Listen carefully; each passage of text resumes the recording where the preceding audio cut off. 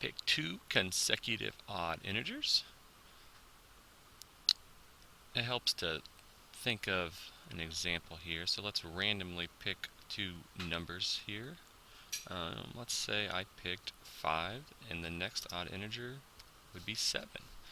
Or let's do another example. Let's say I randomly picked 11. The next odd integer would be 13. So you can see the pattern. When you have two consecutive odd integers, they're always 2 apart.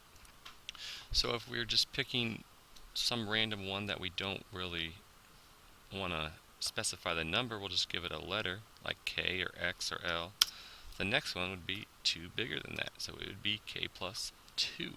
So this would be an algebraic expression that represents two consecutive odd integers. The first one we don't know what it is, but we know the second one is 2 more than that.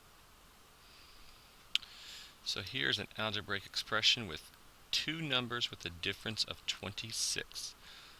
So to be 26 apart, it could be either 26 more or 26 less. For example, if we pick the number 100,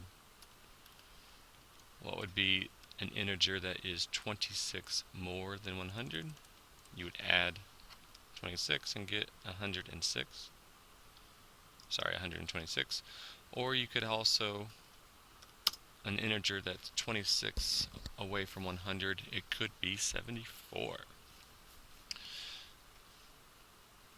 So that's an example with real numbers, but if you just start with any random number, we're going to call it x, a number that would have a difference of 26 with x would be the number that's 26 bigger than x, and you also have the number that is 26 smaller than x. So this would be an algebraic expression representing the two examples of numbers having a difference of 26. An algebraic expression for the product of a number and 24. The product just means multiplication, so we just want some random number, we'll call it x, multiplied by 24. So it would just look like that, x times 24. You could write it the other way if you wanted, 24 times x, that's the product of x and 24.